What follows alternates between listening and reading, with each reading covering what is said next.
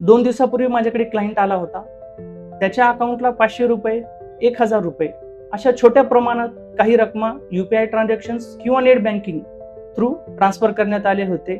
पण त्यांनी तो विषय गांभीर्याने घेतला नाही आणि 2 दिवसानंतर बँकेने त्याचं अकाउंट फ्रीज केलं, होल्ड केलं.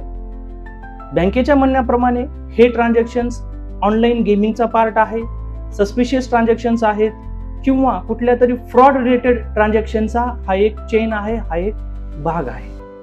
मित्रांनो, सध्या मार्केटमध्ये अशा प्रकारचा स्कॅम खूप मोठ्या प्रमाणात चालू आहे, जे तुमच्या अकाउंटला काही रक्कम ट्रान्सफर करतात आणि त्याचं पुढे पेमेंट करायला सांगतात आणि त्याबद्दल तुम्हाला काही प्रमाणात ते कमिशन सुद्धा देतात. त्याच्यामुळं आपलं अकाउंट हे कुणालाही वापरायला देऊ नका, कुठल्याही प्रकारच्या आमिषाला तुम्ही त्या ठिकाणी बळी पडू नका. जर असे अननोन ट्रान्झॅक्शन्स तुमच्या अकाउंटला आले असतील तर तात्काळ बँकेत जावा, बँकेला याचं एक्सप्लेनेशन द्या, डॉक्युमेंटरी द्या आणि गरज पडली तर सायबरमध्ये तुम्ही तक्रार दाखल करू शकता. हे ट्रान्झॅक्शन्स मी केले नाहीत या एक्सक्यूज खाली तुम्ही तुमची बाजू मांडू शकत नाही, कारण हे अकाउंट तुमचं आहे आणि त्याला मेंटेन करण्याची जबाबदारी तुमची आहे. अशाच सोप्या टिप्ससाठी मला फॉलो आणि सबस्क्राईब करायला विसरू नका. धन्यवाद.